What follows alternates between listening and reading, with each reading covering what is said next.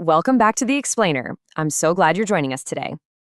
If you've ever dreamt of building that perfect year-round greenhouse, you already know there is a whole lot of engineering that goes into creating that ideal, thriving environment for your plants. Today, we're jumping right into the ultimate showdown in greenhouse construction materials. Imagine stepping into your garden oasis year-round, no matter the weather outside. Choosing the right greenhouse material is crucial to making that dream a reality. But should you opt for polyethylene or polycarbonate? Stay tuned to find out which is the champion for your greenhouse needs. Okay, let's dive into this. Here is our roadmap for today. We're going to start with Greenhouse Materials 101, then check out the polyethylene profile, followed by the polycarbonate profile. After that, we'll put them in a head-to-head comparison, walk through a practical setup guide, and finally wrap it all up with our final verdict and takeaways. Section 1, Greenhouse Materials 101. So, when you're planning your build, it's super easy to get caught up in the framing. But the cladding, that's your vital barrier between a massive, thriving harvest and a completely failed crop. It's the protective outer skin that manages your light transmission, thermal insulation, and weather defense. This really sets the stage for our two heavyweight contenders, which absolutely dominate the market, but for very different reasons. Moving on to Section 2, the polyethylene profile. In corner number 1, we've got polyethylene, often just called polyfilm. It's a highly flexible, lightweight plastic sheeting used in everything from massive commercial farms to small backyard hobby setups. Because it's so flexible, it's incredibly adaptable. It conforms perfectly to curved structures like Quonset or hoop houses.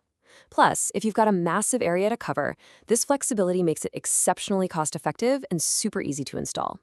But hey, it's not just cheap, it actually performs. A high-quality diffuser polyfilm transmits an impressive 85 to 92% of available light. And it doesn't just let the light in, right? It scatters it. That means the light reaches all the way down to the lower canopies of your plants, which reduces shadows and significantly improves your crop yield compared to just blasting them with direct, harsh light. Now here's the catch you've got to keep in mind. While your initial capital outlay is absolutely going to be the lowest with polyethylene, the film naturally degrades from UV exposure and tough weather. Standard greenhouse poly has a rated lifespan of about 4 to 6 years. So that means replacing it is a recurring operational cost, and honestly, a physical interruption that you have to plan for down the road. All right, let's look at Section 3, the polycarbonate profile. Shifting the spotlight to our second contender, polycarbonate is a totally different beast. It's a premium, rigid, multi-wall thermoplastic panel. The real magic here is that multi-wall design. It literally traps pockets of air between its layers, giving you incredible built-in thermal insulation. This is exactly how serious year-round growers dramatically slash their winter heating bills. And get this, polycarbonate is up to 200 times stronger than standard glass? No way, right? It is an absolute champion when it comes to impact resistance. If you live somewhere prone to devastating hail, crazy winds blowing over 100 miles per hour, or heavy, crushing snow loads, polycarbonate is going to stand incredibly strong, where other materials would just shatter or tear apart. The stats here really speak for themselves. You're looking at a lifespan of 10 to 15 years, or honestly, even more with proper UV coatings. It boasts an R value up to 1.7 for top-tier insulation. It diffuses light beautifully to prevent hotspots and leaf scorch, and despite all of that strength, it weighs 50% less than glass, making assembly a whole lot easier. All of this translates directly to long-term ROI for your wallet through decreased HVAC usage and way fewer replacements. Which brings us to Section 4, our head-to-head comparison. And this brilliantly illustrates our showdown. Seeing these side-by-side frames the decision perfectly. It's not just a matter of cheap versus expensive. It's really a mini-narrative of initial capital versus long-term efficiency. Polyethylene gives you superior light transmission and an easy, flexible installation for very low upfront cost. Polycarbonate, on the other hand, demands more upfront cash and rigid framing, but it rewards you with triple the lifespan and serious insulation. This expert insight from Oklahoma State University hits the nail on the head. They note that while multi-wall polycarbonate has a higher initial cost, it provides impact resistance and a longer expected life. Basically, that upfront price tag is only part of the story. You really have to calculate the annualized cost. That means factoring in the raw material, the hardware, the installation labor, potential downtime for your crops, and those winter heating bills spread out over a decade. So, how do you actually choose? Well, it often comes down to your geography.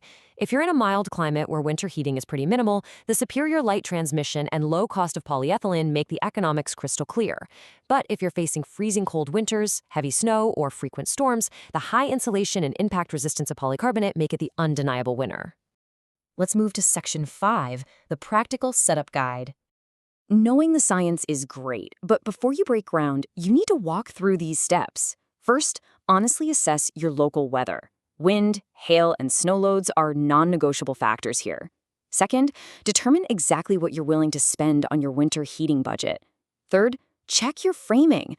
Rigid polycarbonate requires specific channel depths, whereas polyfilm can just stretch right over simple hoops. And fourth, do the math on those annualized costs we talked about, not just the sticker price. Now, if you do opt for the premium polycarbonate route, thickness is your next big choice. 4mm panels are really only for internal dividers. 6mm is kind of the sweet spot for standard greenhouses, perfectly balancing strength, light, and cost. But if you're in a region with heavy snow or high winds, bumping up to an 8mm panel is a total game changer. It can cover wider unsupported spans, handles way more weight, and drastically reduces internal condensation. Finally, Section 6, our final verdict and takeaways. Let's recap the absolutely crucial points. Polyethylene is your flexible, budget-friendly champion, especially for mild climates. Polycarbonate is the rigid, insulated, long-term investment for serious, year-round growing. Both materials do a fantastic job of diffusing light to boost plant health. So ultimately, there's no single best material overall. There's just the best one for your specific garden oasis and structural needs. As always, I do want to remind you that this explainer is for educational purposes only. Greenhouse construction is a massive project, so please always consult with local experts, double-check your local building codes, and speak directly with suppliers to make sure you're getting exactly what you need before making any big purchases. I'll leave you with this. What does your ultimate greenhouse dream look like? Are you team polyethylene, ready to build an expansive, sun-drenched hoop house? Or are you team polycarbonate, planning a rugged, winter-defying sanctuary? Drop your project plans in the comments below. Keep learning, keep growing, and we'll see you in the next explainer.